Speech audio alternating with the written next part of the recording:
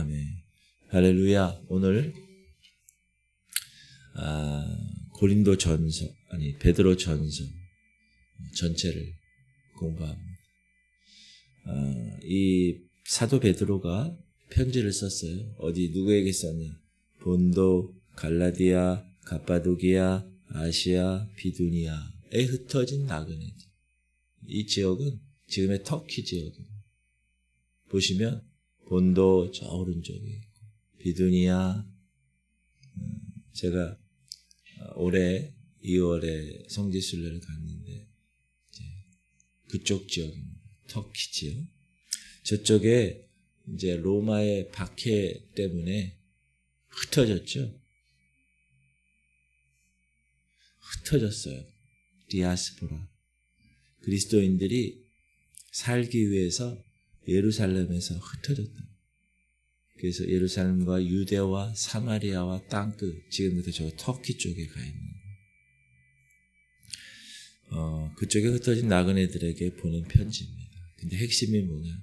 고난 가운데서도 우리는 여전히 하나님의 자녀로서 하나님의 영광을 받은 자로서 굳건하게 살아가야 된다라는 것을 이야기해주는 살아있는 하나님의 말씀입니다. 베드로전서 1장에 보면 산소망, 리빙 호프, 산소망이라는 이 말이 나오게 되는데, 베드로는 편지를 처음에 시작하면서 그리스도인, 그 당시는 여러분 예수를 믿으면 핍박을 당하고 죽었어요. 지금은 그렇지 않잖아요. 그러면서 그들이 우리 그리스도인의 정체성을 정확하게 분명하게 이야기합니다. 3절, 우리 주 예수 그리스도의 아버지 하나님을 찬송하리로다. 그의 많으신 긍휼대로 예수 그리스도를 죽은 자 가운데서 부활하게 하심으로 말미암아 우리를 거듭나게 하사 산 소망이 있게 하시며. 이 산 소망은 어떤 소망이에요? 예수 그리스도의 부활로 말미암아 우리에게 주어진 소망이에요. 여기서 왜 산 소망이냐? 그 당시는 예수 믿으면 발각되면 죽는 거예요. 지금 북한 땅처럼. 그러니까 죽느냐 사느냐가 그 경각이 달려있는 거예요. 한 치 앞도 볼 수 없는.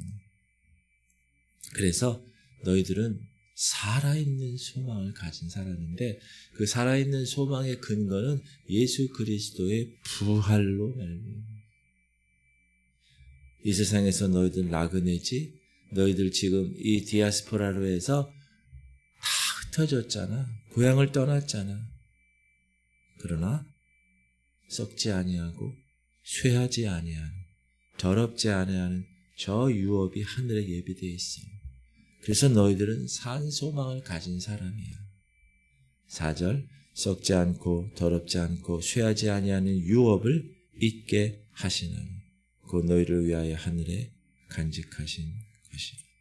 그래서 그 영광의 길에 너희들이 지금 고통스럽고 핍박당하고 정말 죽을 위기가 많이 있지만 그래도 한 걸음 한 걸음 걸어가다 보면, 그 영광에 이르는 길에 가다 보면 반드시 따르는 게 있다. 그게 뭐냐? 시험이라는 시험. 그래서 근심할 수 있어. 근데 그것은 잠깐이에요. 그러므로 너희가 이제 여러 가지 시험으로 말미암아 잠깐 근심하게 되지 않을 수 없으나 오히려 크게 기뻐하는도다. 여러분, 고난이 오면 근심할 수 있죠. 두려워할 수 있어요. 그러나 성경은 뭐라고 그래요? 오히려 크게 기뻐하는도다. 아멘. 여러분, 시험이 오면 기뻐해야 돼요. 왜? 그 연단을 통해서 내가 더 귀한 하나님의 자녀라는 것이 증명되기 때문에, 불로 연단하여질 없어질 금보다 더 귀한 믿음을 증명하기 위한 것이다. 그래서 우리의 고난에는 목적이 있어요. 여러분이 지금 육체적으로 연약합니까? 경제적으로, 재정적으로 힘드십니까? 아니면 사회적으로 인간관계 때문에 혹은 자녀들 때문에, 정말 말 안 듣는 자녀들 때문에 고통당하고 고난당하고 있습니까? 그 고난에는 목적이 있다. 분명히 이유가 있다. 그래서 베드로가 외치죠.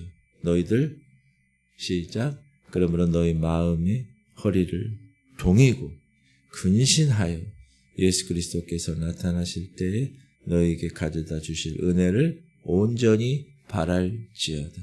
오직 너희를 부르신 거룩한 이처럼 너희도 모든 행실에 거룩한 자가 되라. 값없이 구원받은 것이 아니라 여러분이 구원받은 것은 예수 그리스도의 그 피값, 오직 흠없고 점없는 그분이 십자가에 달리신 그 예수 그리스도의 피값으로, 목숨값으로 우리가 구원을 받았다. 19절, 오직 흠없고 점없는 어린 양 같은 그리스도의 보배로운 피로 된 것이니라.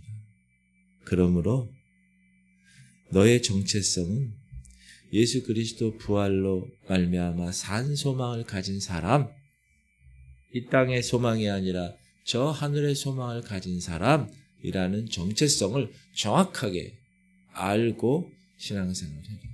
비록 고난이 와도, 비록 핍박이 와도 이겨내라. 그렇게 명령하시는 거예요.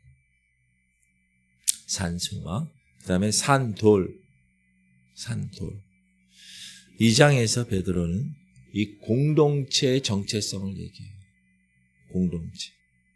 예수를 믿는 사람들의 공동체. 예를 들면 우리 교회 공동체도 마찬가지죠. 근데 산돌이라고 얘기해요. 너희도 산돌같이 신령한 집으로 세워지고 예수 그리스도로 말미암아 하나님이 기쁘게 받으실 신령한 제사를 드릴 거룩한 제사장이 될지니라. 산돌인데 그 돌은 죽은 돌이 아니라 영적으로 집을 세우는 돌이다. 여러분, 우리는 그리스도를 머리로 하고 지체된 큰 공동체입니다. 더 나아가서 우리는 택하신 족속이고 왕같은 제사장이고 거룩한 나라고 그의 소유가 된 백성이다. 이거는 우리가 너무나 잘 아는 귀한 말씀이죠. 시작. 그러나 너희는 택하신 족속이요 왕같은 제사장들이 거룩한 나라요 그의 소유가 된 백성이. 그렇게 하게 된 백성 왜냐? 너희를 어두운 데서 불러내어 그의 기이한 빛에 들어가게 하신 이의 아름다운 덕을 선포하게 하려 하시니. 그렇게 하신 이유는 뭐라고요? 예수 그리스도잖아요. 어두운 곳에서 우리를 불러내어 빛의 자녀로 만들어주신 그분의 아름다운 것을 선포하게 하려고, 전도하게 하려고. 전에는 거룩한 백성이 아니었어요. 근데 이제는 하나님의 백성이에요. 전에는 긍휼을 얻지 못했어요. 근데 이제는 긍휼을 얻은 자예요. 그렇다면 그런 정체성을 가진 사람들은 어떻게 살아야 되느냐? 육체의 두 가지예요. 육체의 정욕을 제어해 선한 행실로 살아. 이게 두 가지. 사랑하는 자들아, 거류민과 나그네 같은 너희를 권하노니 영혼을 거슬러 싸우는 육체의 정욕을 제어하라. 육체의 정욕은 우리 안에 있는 근본적인 것인데 그거를 제어할 수 있어요. 컨트롤, 제어할 수 있어요. 그리고 너희가 이방인 중에서 행실을 선하게 가져 너희를 악행한다고 비방하는 자들로부터 하여금 너희 선한 일을 보고 오시는 날에 하나님께 영광을 돌리게 하려 함이라. 이방인들 중에서는 행실을 선하게 해야 돼요. 여러분, 이 땅에 그리스도인들은 살아갈 때 선하게 살아가요. 착한 행실을 보고 사람들이 왜 저렇게 살지? 교회 다니는 사람들은 그거를 묻고 하나님의 말씀에 그렇게 순종하며 사는 삶을 사는구나 라고 생각하는 것을 보면서 하나님께 영광을 돌리게 하라 그랬어요. 그리고 세상 권세에 순종해요. 모든 권세는 하나님께로부터 나온 것이고 그리고 종들은 주인에게 순종해요. 이건 복종이 아니라 그리스도의 고난을 본받는 것이라는.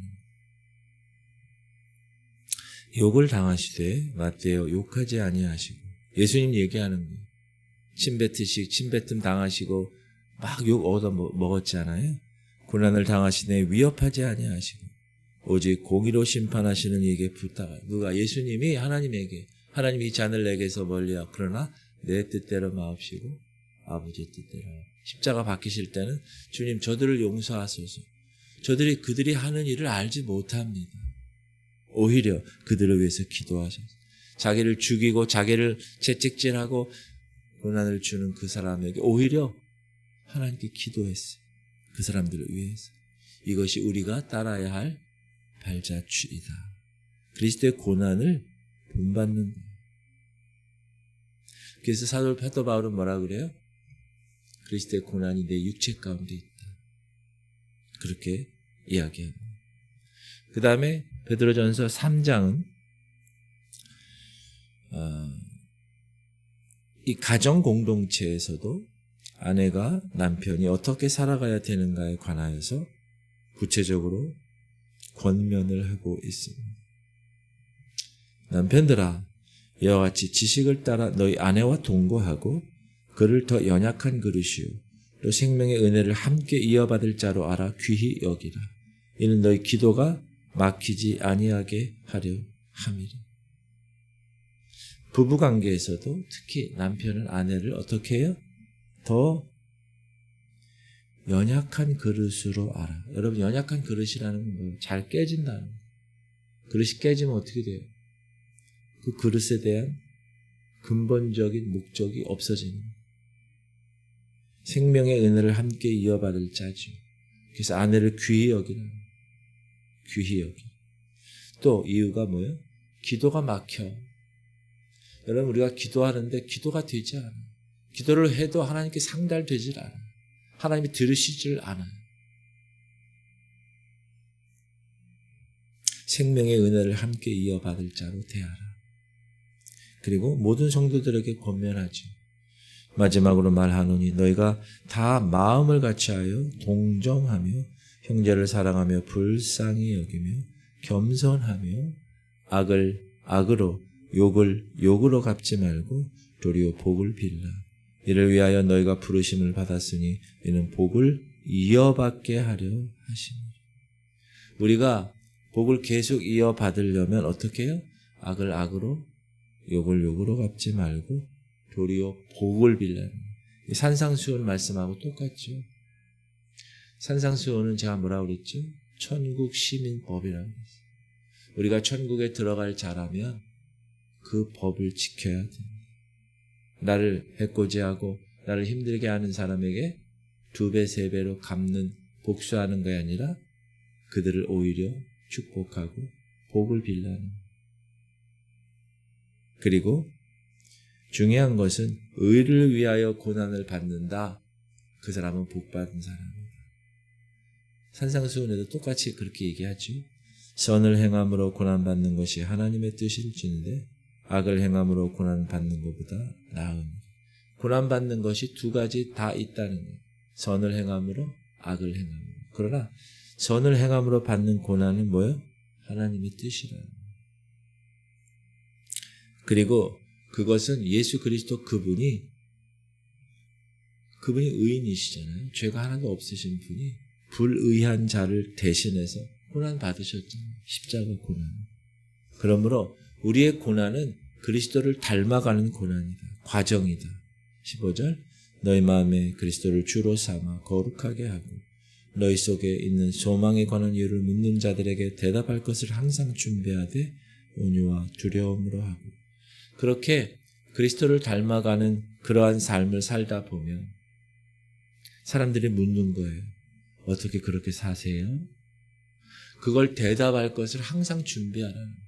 네, 예수님 때문에 제가 그렇게 살아요. 저는 저 하늘에 산 소망을 가진 자예요.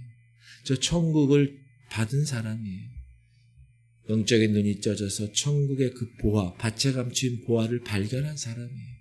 그래서 저는 그렇게 살아요. 이렇게 이야기하는데 거기 2가지, 온유함과 두려움. 잘난 체 하면서 하지 말라. 겸손히.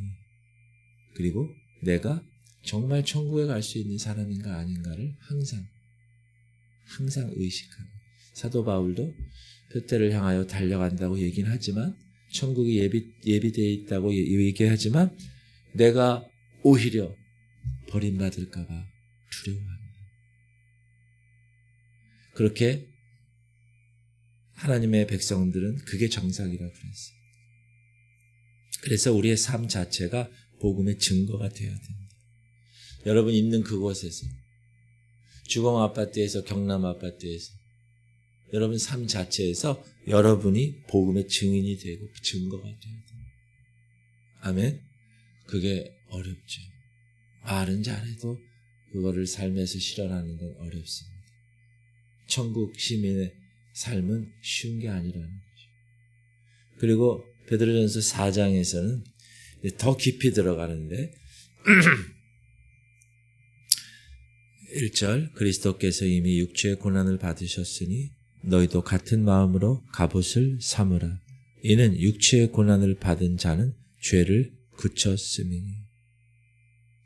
고난을 각오하는 것, 죄를 끊어내는 것, 죄의 길을 단절시키는 것이 하나님의 뜻대로 사는 길이다. 이방인들 어떻게 살아요? 방탕에 다름질하는 것 당연하다고 생각해요. 그러나 우리는 흔들리지 않아요. 지금 만물이 가까웠어요. 마지막에. 지금 베드로 시대에도 그렇게 얘기하고 있는 거예요. 2000년 전에. 근데 지금은 얼마나 가까워졌겠어요. 시작. 만물의 마지막이 가까이 왔으니 그러므로 정신을 차리고 근신하여 기도하라. 베드로는 자기 성격답게 이렇게 편지 쓴 거야. 야, 정신 차려. 지금 때가 얼마 안 남았다. 근신해야 돼. 훈련받아야 되고 기도해야 돼.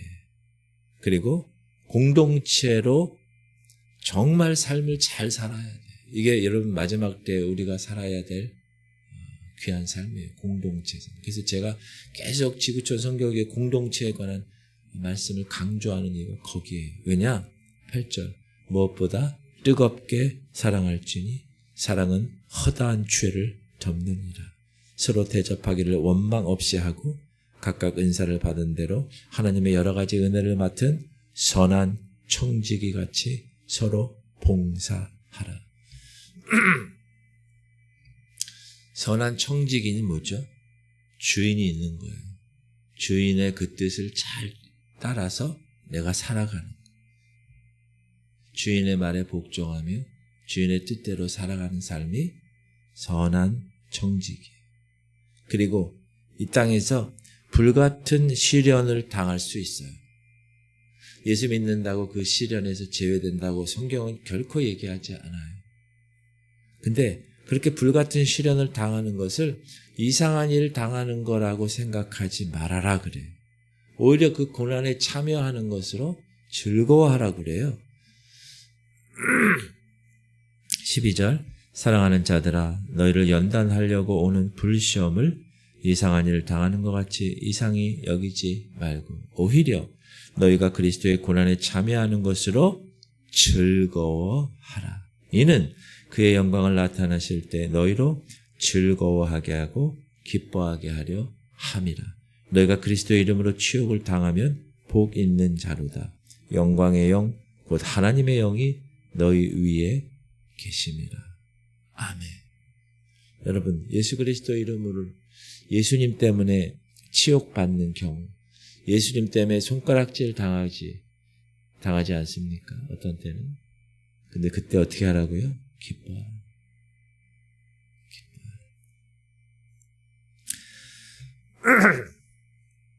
베드로전서 5장에는 이제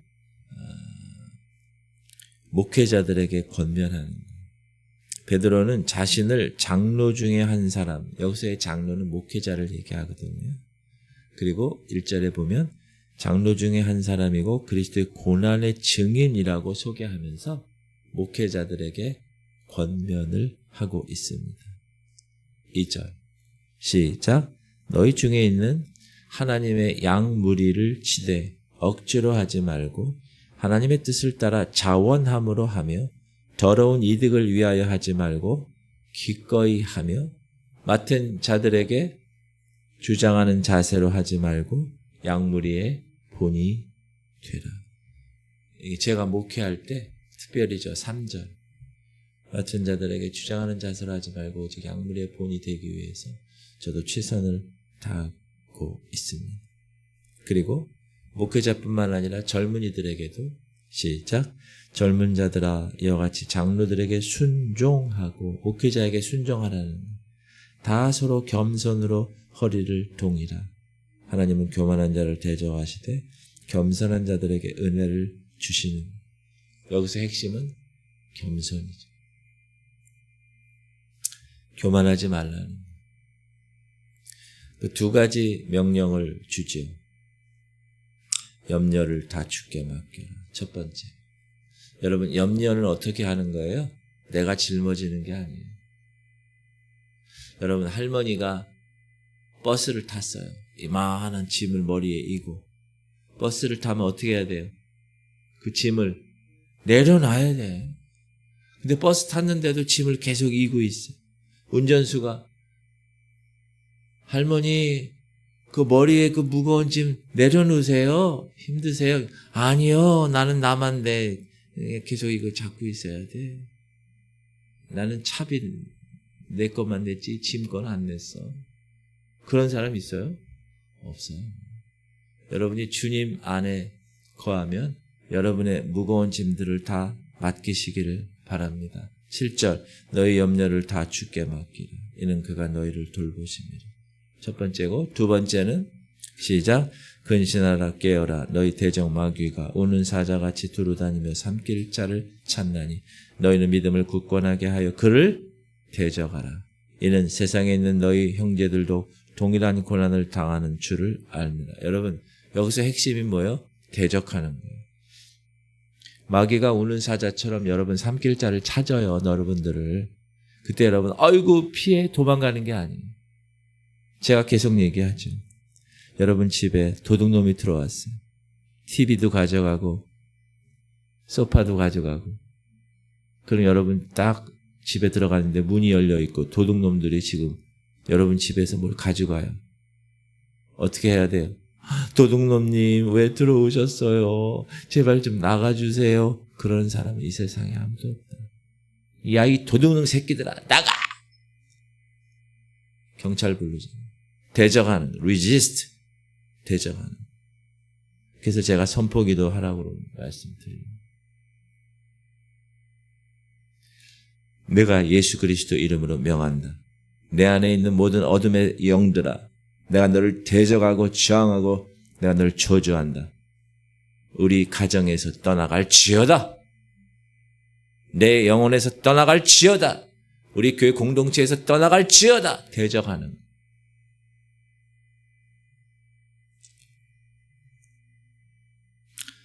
베드로는 편지를 마무리하면서 이렇게 위로합니다. 시작. 모든 은혜의 하나님 곧 그리스도 안에서 너희를 부르사 자기의 영원한 영광에 들어가게 하시니가 잠깐 고난을 당한 너희를 친히 온전하게 하시며 굳건하게 하시며 강하게 하시며 저를 견고하게 하시며. 여기에 보면 잠깐 고난을 당한. 여러분 우리가 이 땅에서 사는 건 잠깐 사는 거예요. 이제 이 삶이 끝나면 어디로 가는 거예요? 영원한 생명의 나라로 가는 거예요. 오늘 베드로 전서를 하나님께서 우리에게 허락하시면서 세 가지만 우리 말씀을 요약하면 우리의 정체성을 기억하는. 여러분 이 땅에 평생 살 거 아닙니다. 우리는 나그네. 그러나 왕같은 제사장이 거룩한 나라고 하나님의 소유된 백성. 이 정체성 흔들리지 않아요. 그러면 어떤 고난에서도 흔들리지 않아요. 두 번째, 여러분 당하는 고난을 그리스도를 닮아가는 과정으로 받아들여요. 하나님이 이 고난 주신 거는 아무런 의미 없이 주신 게 아니야. 그것을 연단하고 그리스도 고난에 참여하고 하나님의 영이 우리 가운데 거하시고 하나님이 이 땅에서 놀라운 영광을 받으시기 위해서 나에게 이렇게 훈련시키시는구나. 세 번째는 공동체 안에서 서로 사랑하고 겸손히 살아라. 교회 공동체를 통해서 여러분이 허락하신 놀라운 일들을 우리가 서로 사랑하고 서로 겸손히 행하는 그 모습을 세상 사람들이 보고, 이야, 교회 다니는 사람은 다르구나. 하나님의 사람들은 달라. 세상에 대한 우리의 강력한 증거가 바로 우리의 삶입니다. 오늘 이 새벽 우리 모두 이 베드로 사도의 권면을 마음에 새기시고 특별히 염려를 다 주께 맡기세요. 할머니처럼 머리에 이고 있지 말고 다 맡기시기 바랍니다. 아멘. 그리고 근신해서 깨어있어요. 잠들면, 영적으로 잠들면 기도합시다. 주님, 우리 성도들, 우리는 왕같은 제사장, 거룩한 나라고 하나님의 소유된 백성임을 잊지 말고, 특별히 고난을, 내가 지금 고난당하고 있습니까? 예수님을 닮아가는 과정으로 인식하고 모든 걸 다 주께 맡기고 공동체 안에서 서로 사랑하고 겸손으로 섬기게 하시옵소서. 우리 할인이를 위해서, 민우를 위해서 계속 기도해 주셔야 돼요. 최영자 누님, 김은희 권사님, 강홍예 권사님, 김원정 권사님, 김한나 권사님, 김인상 성도, 또 김사라 권사님, 최수빈 성도, 민경원 성도를 위해서 우리 주님 이름 부르고 통성으로 기도하겠습니다. 주여 할렐루야. 하나님 감사. 오늘도 하나님께서 우리 귀한 백성들의 새벽을 깨워주시고 주님의 거룩한 베드로 전서의 말씀을 받았습니다. 하나님, 우리의 정체성을 하나님께서 다시 한번 말씀해 주심을 감사드립니다. 우리는 나그네, 이 땅의 나그네입니다. 저 본향 하늘나라